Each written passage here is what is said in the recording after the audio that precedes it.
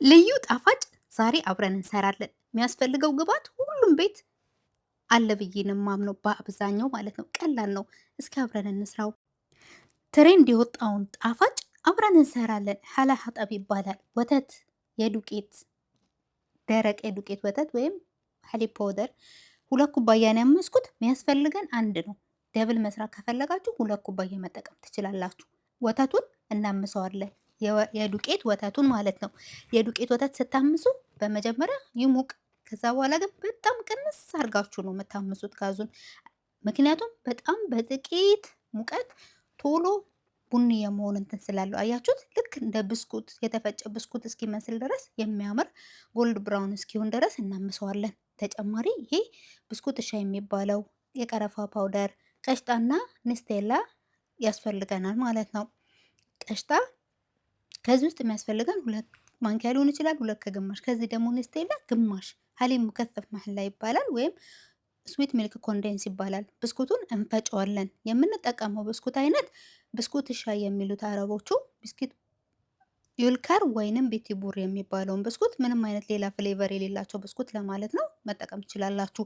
1 ኩባያ የታመሰ የዱቄት ወተት። አያችሁት እንዴት እንዳመስኩት? በጣም ነው የሚያምረው አይደለ? በተጨማሪ ደግሞ 1 ኩባያ ከግማሽ የፈጨነውን ብስኩት እኩል ለክተን ወተቱን በሰፈርንበት እናደርጋለን። እንዲሁም የቀረፋ ፓውደር በሩብ ማንኪያ በትንሿ ታረጉና እኔ በወንፊት ነፍቼዋለሁ። ምናልባት አንኳር ነገር ካለው ብዬ ማለት ነው።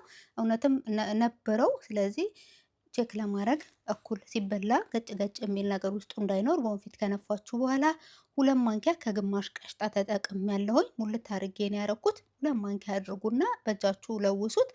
ከዛ ካልበቃው ትጨምራላችሁ ቀሽጣ ወይንም ቀሽጣ ብትጨምሩ ጥሩ ነው። ጣፋጭነቱ በቂ ስለሆነ ማለት ነው። ይሄ ግማሽ ነው ያረኩት። ኢቭን ከግማሽ ራሱ ያነሰ ነው ያረኩበት። ከዛን አነስ ሲለው እንዲሳቦካው ሲያንሳው ቀሽጣ ግማሽ ማንኪያ ጨመርኩበት። ማንኪያው ሙልት ሙልት አድርጌ ነው ያረኩትኝ። በጣም ልልት ያለ እንዳታደርጉት፣ በጣም ጠንከር ያለ እንዳይሆንባችሁ። ለምሳሌ በጣም ከላላ ብስኩት ጨምሩበት። ከጠነከረ ቀሽታ ጨምራችሁ ካቦካችሁ በኋላ 4 ቦታ ቆርጬው እንዲህ በምታዩት መልኩ በቀላሉ ምንም በቃ በጣም ቀላል ግን ደግሞ በጣም የሚወዱት ጣፋጭ ነው። ከአመታት በፊት የነበረ ጣፋጭ ነገር ግን አሁን እንደ አዲስ ትሬንድ የሆነ ጣፋጭ ነው። ቸኮሌት 200 ግራም በማይክሮዌቭ እናቀልጣለን። ከዚያ በፊት 1 ማንኪያ ዘይት አድርጌበታለሁ። 200 ግራም ቸኮሌት ላይ የምግብ ማንኪያ ዘይት አድርጌ ማይክሮዌቭ ውስጥ አቀልጣለሁ። ማይክሮዌቭ ውስጥ ስታደርጉ ቶሎ ቶሎ እያወጣችሁ ረጅም ደቂቃ እንዳታረጉት፣ እያወጣሁኝ ቼክ እያረኩት እያማሰልኩትኝ። ከዛ በዛው በሳህኑ ሙቀትም ስለሚቀልጥ ብዙ ሰዓት ስለማይፈልግ፣ ምክንያቱም ቃናውን ይቀይርባችኋል ረጅም ሰዓት የምታቀልጡት ከሆነ። ወይንም በድስት ውሃ ጥዳችሁ በሌላ ጎድጓዳ ሳህን ውሃውን ሳይነካ በዛ በሙቀቱ በድስቱ ውሃ በእንፋሎቱ ከላይ በማድረግ ቸኮሌቱ ውስጥ ውሃ ሳይነካባችሁ ማለት ነው። በጎድጓዳ ሳህን አድርጋችሁ በእንፋሎትም እንደዛ ማቅለጥ ትችላላችሁ። የተጠቀምኩት ቸኮሌት ጀላክሲ ሲሆን ዳርክ ስላልነበረ አያችሁት፣ ሌላ ዳርክ ቸኮሌት ጨመርኩበት። ማንኛውም አይነት ቸኮሌት መጠቀም ትችላላችሁ። ቸኮሌት ብልሐሊብ የሚባለውን በወተት ማለት ነው። ቸኮሌት በወተት አለ፣ እሱን ነው የምትጠቀሙት። ከዛ ፍሪጅ ውስጥ ያድበለበል ነው እንደዚህ በቁመቱ ፍሪጅ ውስጥ ከ30 እስከ 40 ደቂቃ ታስቀምጡታላችሁ። ቸኮሌቱን የምታቀልጡት ከ30 እና ከ40 ደቂቃ በኋላ ካወጣችሁት በኋላ ነው ለምትቀቡት። አቅልጣችሁ ስትቀቡ ወዲያውኑ የሚደርቀው ቀዝቃዛ ስለነበረ። ከዛ በቡሩሽ ነው የምትቀቡት። ለምን እንደዚህ እንጨት እንዲመስል የተፈለጠ እንጨት እንዲመስል ማለት ነው። አያችሁት? እዛው እየቀባችሁት ይደርቃል። በአንድ በኩል ትቀቡታላችሁ። ከጥቂት ደቂቃ በኋላ ገልብጣችሁ ባልተቀባ በኩል በደንብ አዳርሳችሁ በብሩሽ ትቀባላችሁ።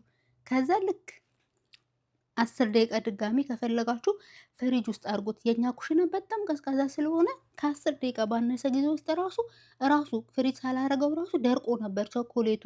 ከዛ በምታዩት መልኩ በጎን በጎን እያረኩኝ ቆራረጥኩት። አያችሁት? እንጨት ነው የሚመስለው። በጣም ነው የሚጠመው። ልጆች በተለይ በጣም የሚወዱት ነው።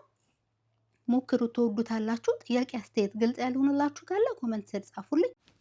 በቀጣይ ደግሞ ማወርድላችሁ ኤሽ ኩሸሪ ሩዝ በዶሮ በስጋ የተቀረጸ ቪዲዮ አላወርድላችኋለሁ፣ እንዳያመልጣችሁ። ለቻናሌ አዲስ ከሆናችሁ ሰብስክራይብ፣ እንዲሁም ካጠገቡ ያለውን የደውል ምልክት ኦል የሚለውን በመጫን ቤተሰብ ይሁኑ።